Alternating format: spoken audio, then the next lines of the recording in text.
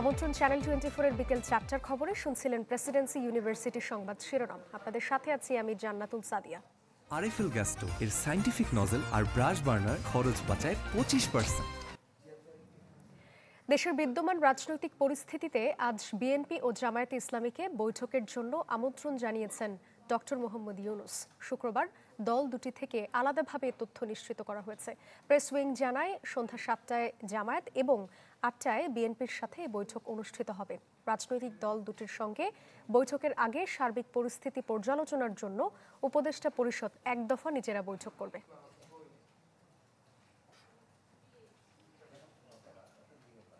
প্রধান উপদেষ্টার বাসভবন যমুনার সামনে থেকে এই বিষয়ে আরো জানাতে আমাদের সঙ্গে যোগ দিচ্ছেন সহকর্মী নাফিউল ইসলাম লিংকন। লিংকন, বৈঠকে এখন পর্যন্ত কি কি বিষয় নিয়ে আলোচনা হতে পারে বলে মনে করা হচ্ছে?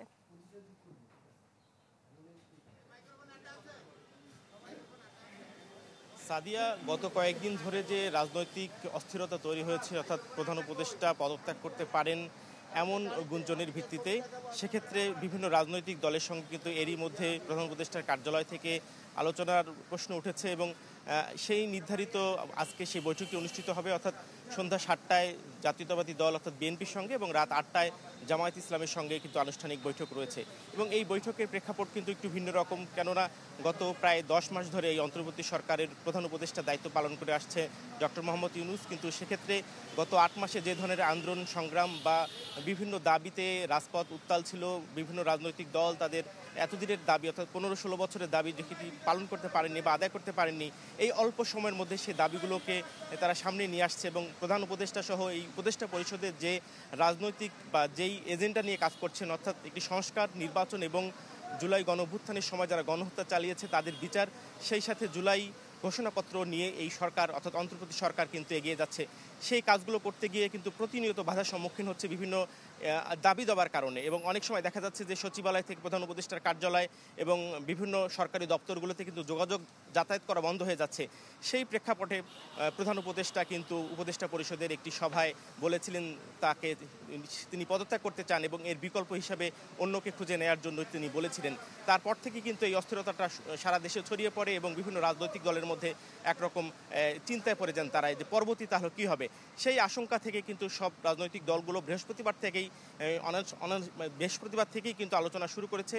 সেই আলোচনা একটি আনুষ্ঠানিক পর্যায়ে এসেছে আজ শনিবার, যেখানে আলোচনা হতে পারে যে এইভাবে যদি আন্দোলন সংগ্রাম চলতে থাকে এবং রাজপথ যদি দখল হয়ে থাকে, তাহলে সরকারের যে মূল কাজ অর্থাৎ সংস্কার এবং নির্বাচন, সেই সাথে জুলাই ঘোষণাপত্র দেওয়ার যে একটি লক্ষ্য উদ্দেশ্য নিয়ে সরকার কাজ করে যাচ্ছে এবং ডিসেম্বর থেকে আগামী 26 জুনের মধ্যে যে নির্বাচনের ঘোষণা দেওয়া আছে, সেই লক্ষ্য উদ্দেশ্য নিয়ে কিন্তু সরকার প্রতিনিয়ত বাধার সম্মুখীন হচ্ছে।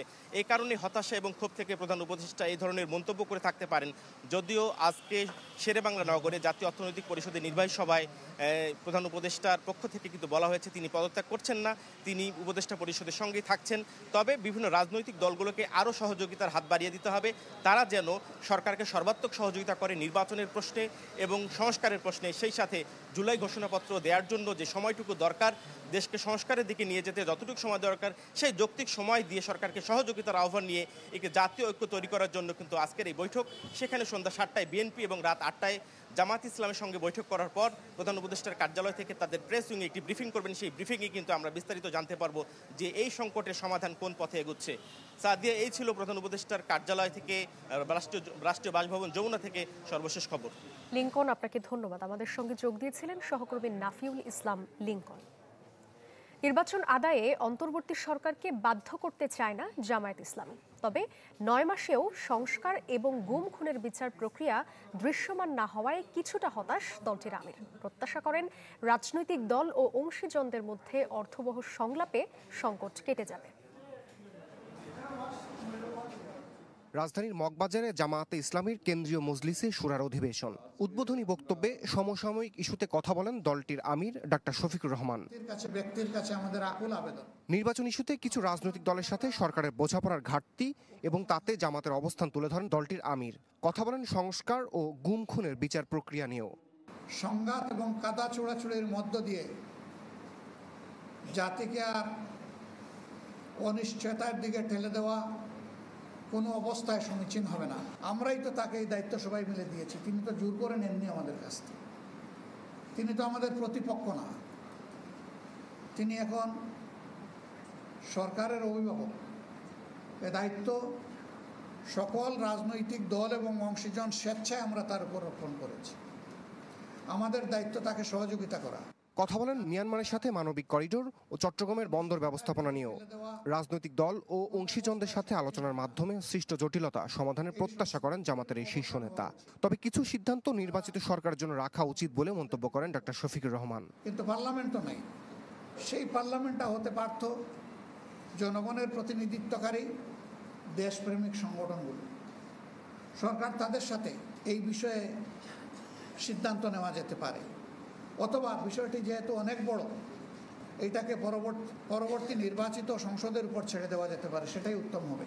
সেনাবাহিনী নিয়ে যে কোনো বিতর্কিত মন্তব্য দেশের সার্বভৌমত্বকে ক্ষতিগ্রস্ত করবে উল্লেখ করেন জামাতের আমির। সংকটকালে দলটির দৃষ্টি সজাগ আছে উল্লেখ করে বলেন, এ সময় দলটি চুপ করে বসে থাকতে পারে না।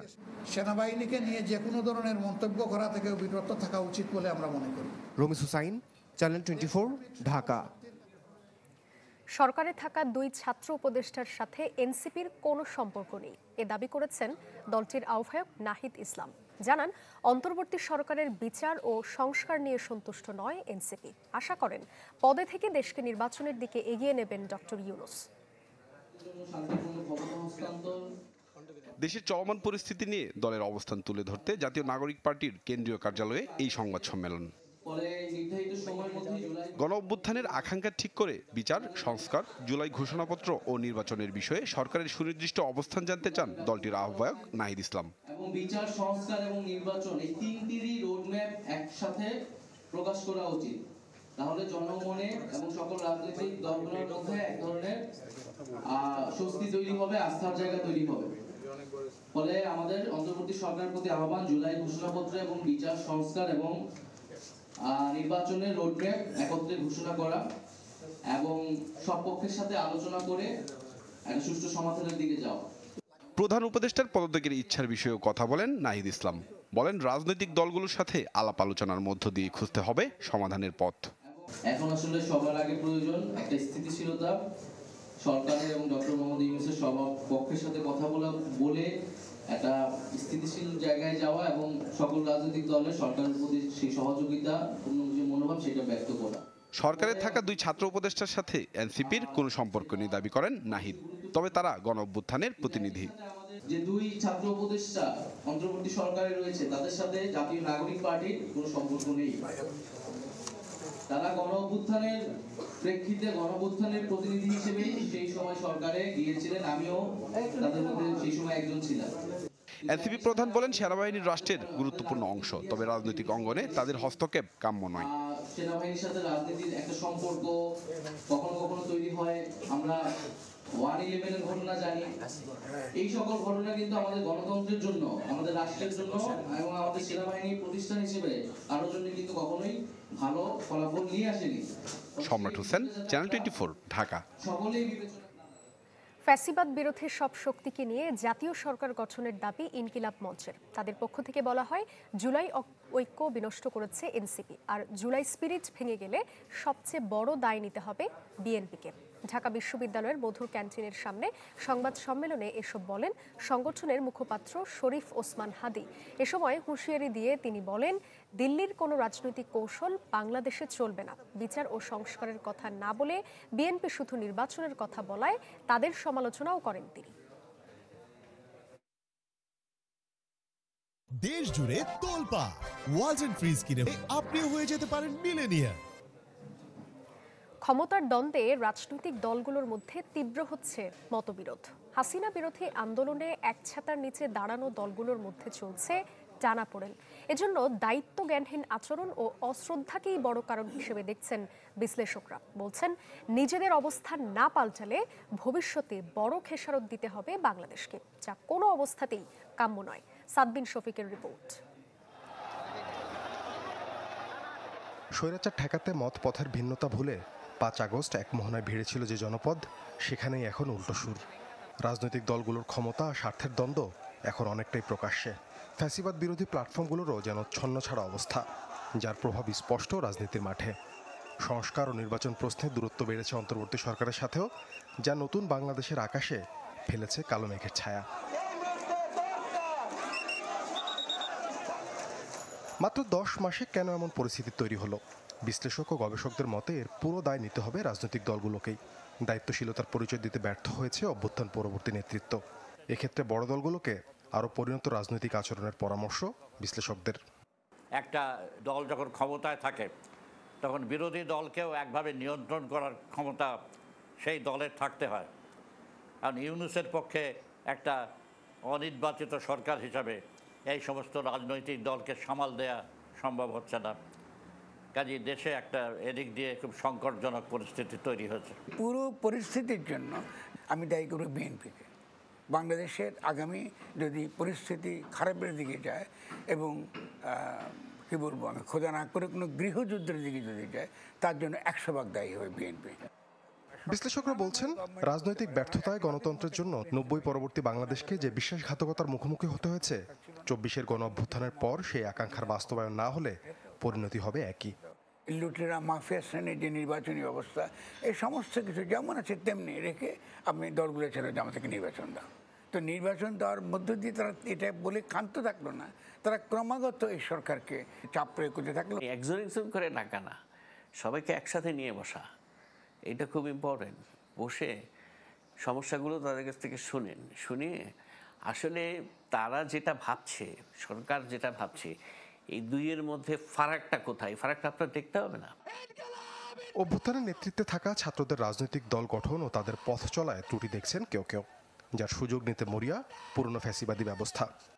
একটা সদ্য জন্ম নেওয়া দল, যার বয়স মাত্র 3 মাস, কিন্তু দলটার যে আচরণ, সে এমনভাবে বিহেভ করছে অ্যাজ ইফ এই বাংলাদেশের সে ক্ষমতাসীন দল, যাকে ইচ্ছা হুমকি দিচ্ছে, এখনও ক্ষেত্র বিশেষে মোতায়েন করছে। এদের কিছু কিছু কথাবার্তা প্রতিক্রিয়াশীলও বটে। এটা খুবই একটা হতাশাব্যঞ্জক ব্যাপার।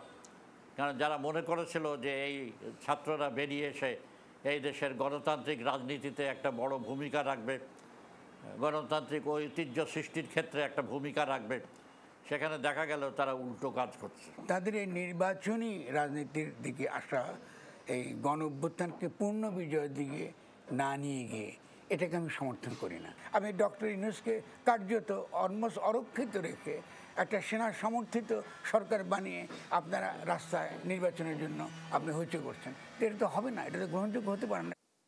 সম্প্রতি রাজনৈতিক দলগুলোর পরস্পর বিরোধী বক্তব্য আর নানা দাবিতে টানা আন্দোলন ঘিরে ক্ষুব্ধ হয়ে পদত্যাগের ইচ্ছার কথা জানান প্রধান উপদেষ্টা ডক্টর মোহাম্মদ ইউনূস। এতে আরও জটিল হয়ে ওঠে দেশের রাজনৈতিক পরিস্থিতি।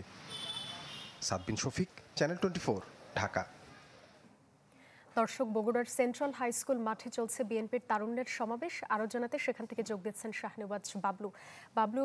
এখন পর্যন্ত বিএনপির কোন কোন সিনিয়র নেতাকর্মীদেরকে আসলে দেখতে পাচ্ছেন সেখানে, এবং সবশেষ আপডেট নিয়ে জানাবেন।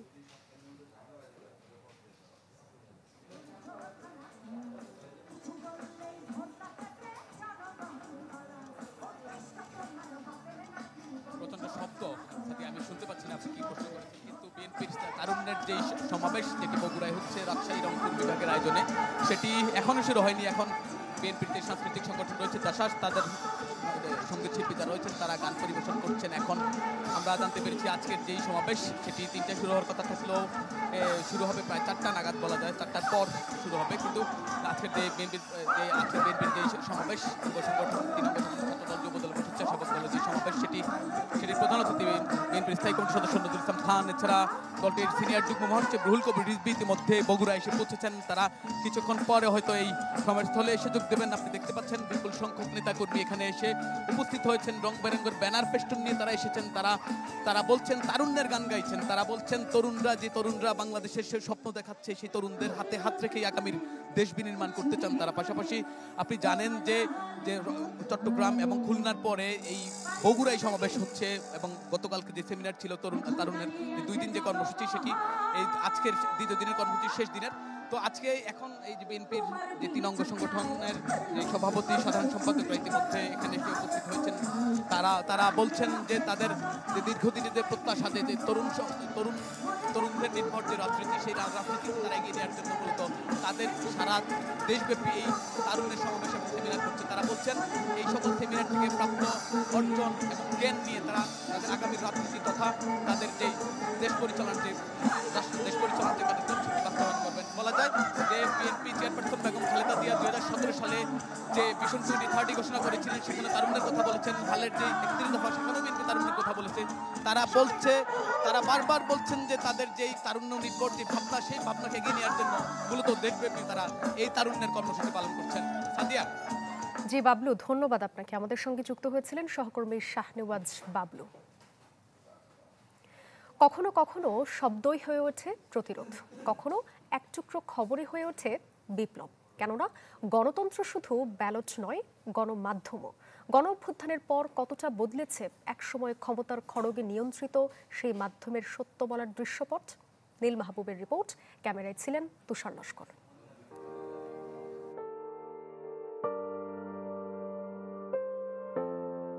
কখনো কখনো একটা প্রতিবেদন লিখতে লাগে একটা জীবন, যেখানে শুধু তথ্য নয়, সত্য নয়, সাহসটাও যে বড় চ্যালেঞ্জ। তবে কণ্ঠ আর ভাষায় যাদের লড়াইয়ের অস্ত্র, কতটা মানসিক লড়াইয়ের মঞ্চ সেই গণমাধ্যম কর্মীদের মগজাস্ত্র। কি পরিমাণ নিরাপত্তাহীনতায় একজন গণমাধ্যম কর্মীকে ভুগতে হয় আসলে। তো সেই বিষয়টাও যখন আমরা মাথায় আসে, তখন আসলে আমাদের কলমটা কোন দিকে যাবে আমাদের ভাবতে হয়। এই ভাবার যে বিষয়টা, সেটাই আমাদের কাছে মনে হয় সবথেকে বড় চ্যালেঞ্জের। গণমাধ্যম শব্দটা যেন একটা আয়না। কেউ ভাবে এটা শুধু খবর পৌঁছানোর যন্ত্র, কেউ ভাবে এটা রাষ্ট্র ক্ষমতার চতুর্থ স্তম্ভ। যদিও গণমাধ্যম আদতে গণতন্ত্রের চোখ, কান আর কণ্ঠস্বর।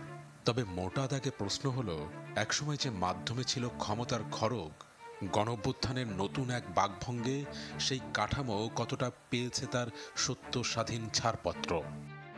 গণ অভ্যুত্থান, গণমাধ্যম, গণমানুষ, এই তিনটা শব্দ কেন বললাম? কারণ গণ অভ্যুত্থানের পর আমরা ভেবেছিলাম গণমাধ্যম গণমানুষের কথা স্বাধীনভাবে বলতে পারবে এবং সত্য বলতে পারবে। তবে এখনও সত্য লিখতে গিয়ে আমাদের বারবার ব্যাক স্পেস চাপতেই হয়। অনেক সময় সত্যকে আমাদের এডিট করতে হয়েছে, ডিলিট বাটন চেপে ফেলেও দিতে হয়েছে।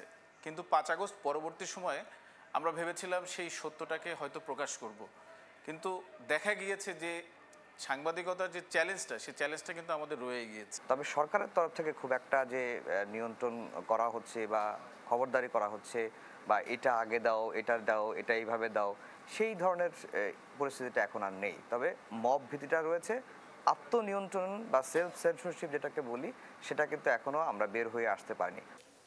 গণ অভ্যুত্থান পরবর্তী জনগণের যে প্রত্যাশা ছিল রাষ্ট্র কেমন হবে, রাষ্ট্রের স্ট্রাকচারটা কেমন হবে, সেখানে মানুষের প্রত্যাশা কি পূরণ হয়েছে? যদি উত্তর না হয়, তাহলে সেই একই কথা প্রযোজ্য গণমাধ্যম কর্মীদের ক্ষেত্রেও। 5 আগস্টের আগেও সাংবাদিকদের একটি গোষ্ঠী আগের সরকারের তাবেদারি করে গিয়েছে, এবং এই 5 আগস্ট পরবর্তী যে সময়টা, সেখানেও কিন্তু তারা তাবেদারি করছে, হয়তো অন্য কোনো গোষ্ঠীর। তো এই রকমভাবে যদি পরিবর্তন আসে, সেই পরিবর্তন তো গণমাধ্যমকে কখনো বদলাতে পারবে না। আগে সাংবাদিকদের নিজেদেরকেই বদলাতে হবে। যদিও গণঅভ্যুত্থানের পর বদলেছে অনেক কিছু, জনতার ভাষা চড়া হয়েছে, রাস্তায় জোরালো হয়েছে দাবি দাওয়ার স্লোগানও, কিন্তু গণমাধ্যমের মাইক্রোফোন আর গণমাধ্যম কর্মীদের কণ্ঠস্বর ফ্যাক্ট চেক করার আগে এখনো যে তাদের সময় কাটে ফিয়ার চেকে। কেননা কিছু সত্য এখনো যে হারিয়ে যায় ব্যাক স্পেসে। যে অবস্থা চলছে, তাদের স্টেট দাবি করতে পারে এবং দাবি করছেও যে আমরা কোনো প্রেশার ক্রিয়েট করছি না, কারণ সরাসরি স্টেট অ্যাপারেটাস বা স্টেটের কোনো উইং জড়িত না।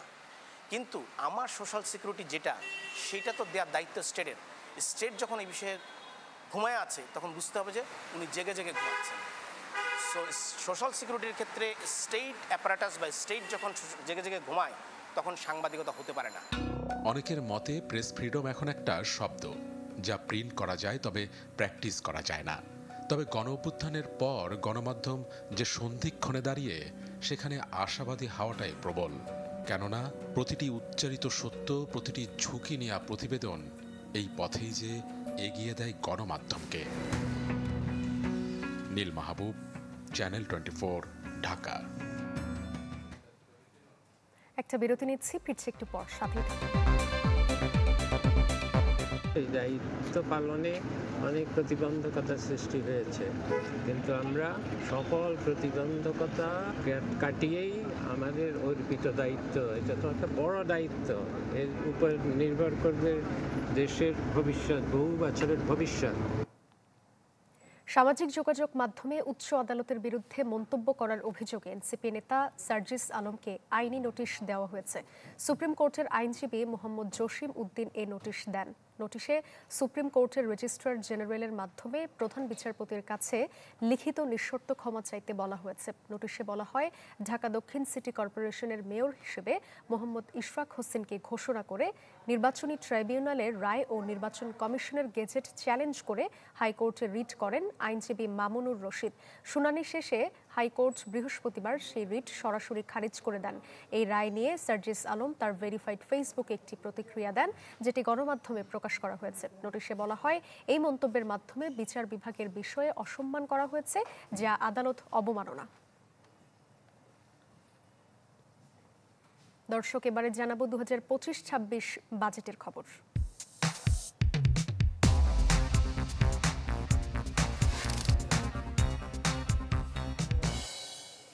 অরাজনৈতিক সরকার হলেও এবারের বাজেটের রাজনৈতিক দর্শন মানুষের কল্যাণ, যা নিশ্চিতে যথাসম্ভব বরাদ্দ বাড়বে স্বাস্থ্য, শিক্ষা ও সামাজিক নিরাপত্তায়। চ্যানেল 24-কে দেয়া সাক্ষাৎকারে অর্থ উপদেষ্টা জানান, বাজেট কিছুটা ছোট হলেও তা বাস্তবায়নের অনন্য এক পদচিহ্ন রেখে যাবেন তিনি। ইকবাল আহসানের রিপোর্ট।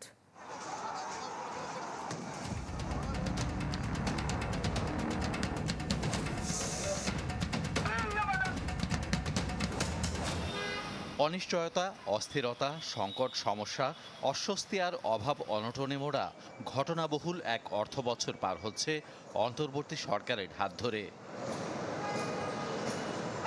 এরই মধ্যে নতুন বাজেট তৈরির প্রস্তুতি প্রায় শেষ করে এনেছে অর্থ মন্ত্রণালয়ে, যেখানে এলডিসি উত্তরণের চ্যালেঞ্জ মোকাবেলা, নতুন কাজের সুযোগ সৃষ্টি, মূল্যস্ফীতি কমানো সহ সর্বোপরি একটা জনবান্ধব ও বাস্তবায়নযোগ্য প্রস্তাবনা দিতে চান অর্থ উপদেষ্টা। আমরা অনেক কিছু প্রমিস করব, সেটা করব না মোটেও, যেটা করতে পারবো সেটা তার মধ্যে হয়তো কিছুটা ঘাটতি থাকতে পারে।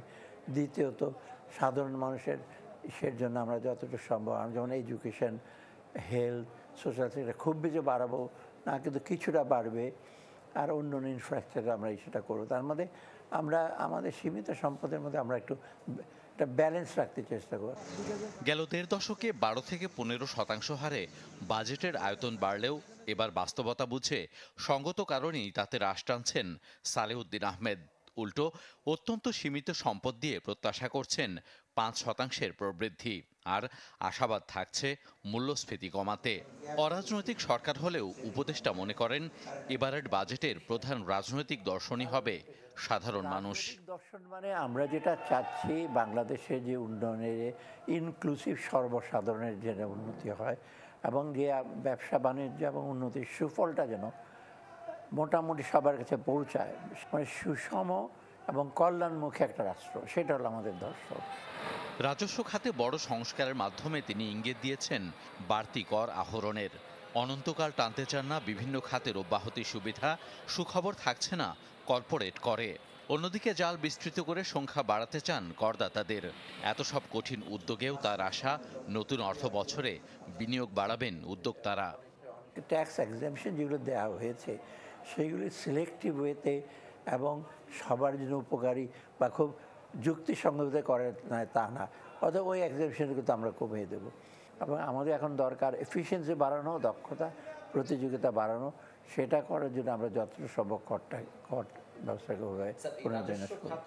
বহু উৎস থেকে জোর দাবি তোলা হলেও এবার খুব একটা বাড়াতে পারছেন না করমুক্ত আয়ের সীমা। কম্পিটিশন বাড়ছে। ইকবাল আহসান, চ্যানেল 24, ঢাকা। বাজেটে প্রতি বছরই প্রত্যাশিত বরাদ্দ থেকে বঞ্চিত হন ক্ষুদ্র ও মাঝারি উদ্যোক্তারা, যে কারণে পিছিয়ে পড়তে হয় কাঙ্ক্ষিত লক্ষ্যমাত্রা থেকে। নতুন বাস্তবতায় এবার সেই সংকট ঘোচাতে চান তারা। দাবি জানান বিভিন্ন ক্ষেত্রে থাকা জটিলতা কমানোর। নাদিয়া ইসলাম তুলির রিপোর্ট। 2 বছর আগে বাঁশ, বেত, পাট ও কাদামাটি দিয়ে শৌখিন পণ্য তৈরির ব্যবসা শুরু করেন সুরাইয়া। চাহিদা বাড়ায় অনলাইনের পাশাপাশি শুরু করেন নতুন আউটলেটও। ইচ্ছে এসব পণ্য পাঠাবেন দেশের বাইরেও, কিন্তু প্রয়োজনীয় মূলধনের অভাবে অধরা সেই স্বপ্ন। অথচ দীর্ঘদিন ধরেই শুনে আসছেন নারী উদ্যোক্তাদের সহজ শর্তের ঋণের গল্পটি। সহজ জামানতের ঋণ, ভ্যাট এবং কর ছাড়, এছাড়া ডিজিটাল মার্কেটিংয়ে প্রশিক্ষণ, এগুলোর দিকে যদি বাজেটে আমরা কিছুটা খাত পাই, নিশ্চয়ই আমাদের অর্থনৈতিক দিক থেকে এগিয়ে যেতে অনেক সুবিধা হবে। এসএমই খাতে যারা কাজ করে, এদের ছোট পরিসরে এরা শুরু করে, এদের তখন লোনের জন্য যেই অ্যামাউন্টটা প্রয়োজন তার থেকে বেশি জামানত দেখানোর প্রয়োজন পড়ে। সিকান্দার আলীর এই কারখানায় তৈরি হয় চামড়ার ব্যাগ, জুতা, বেল্ট, ওয়ালেট সহ নানা ধরনের পণ্য, যাতে রয়েছে বৈচিত্র্যময় ডিজাইন। নিশ্চিত করা হয় গুণগত মানও। দেশীয় বাজারে রয়েছে এসব পণ্যের বিপুল চাহিদা, রপ্তানি হয় বিদেশেও। সম্প্রতি ব্যবসার প্রসারে তার বিনিয়োগ 20 লাখ টাকা, কিন্তু আটকে যাচ্ছেন পণ্য রপ্তানিতে বাড়তি ভ্যাট ট্যাক্সের ঝামেলায়। এইটা তো বিরাট একটা সমস্যা। ভ্যাট ট্যাক্সের জন্য প্রতিনিয়ত এটা একটা পেরেশানি আছে। এইটা যদি মৌকুব অথবা সর্বনিম্ন করা যায়, এটা আমাদের জন্য, ব্যবসায়ীদের জন্য একটা বিরাট সুবিধা হইতো আর কি। হালকা প্রকৌশল শিল্পের প্রসারে উদ্যোগ আটকে আছে প্রকৌশলী ইহসানুল করিমের, যেখানে বড় সমস্যা কারখানা স্থাপনে পরিবেশগত সার্টিফিকেশন, মূসক ও কর ব্যবস্থাপনার অসঙ্গতি। রয়েছে প্রতিযোগিতা আইনের বাস্তবায়ন সহ আন্তর্জাতিক মানের সার্টিফিকেশন জটিলতাও। সরকার যেমন আপনি দেখেন কৃষিখাতে প্রচুর সাবসিডি দেয়, যে একটা মেশিন কিনলে প্রায় 70% দিয়ে দেয়। এরকম করতে হবে কি আমাদের এসএমইতে যারা আসতে চায়, তারা যদি একটা সিএনসি মেশিন কিনতে চায়, তাদেরকে এরকম আসলে সাবসিডি দিতে হবে। তুমি একটা মেশিন কিনো, সরকার তোমাকে 30% 40% সাবসিডি দিবে। দেশে ক্ষুদ্র ও মাঝারি শিল্প খাতের উন্নয়নে এবারের বাজেটে নীতি সহায়তা বাবদ 500 কোটি টাকার বরাদ্দ চেয়েছে এসএমই ফাউন্ডেশন। সরকারি এমন উদ্যোগ বাস্তবায়নে দরকার অন্য দপ্তর ও সংস্থার সমন্বিত পদক্ষেপ। নাদিয়া ইসলাম তুলি, চ্যানেল 24, ঢাকা। নিচ্ছি আরও একটা বিরতির সাথেই থাকুন।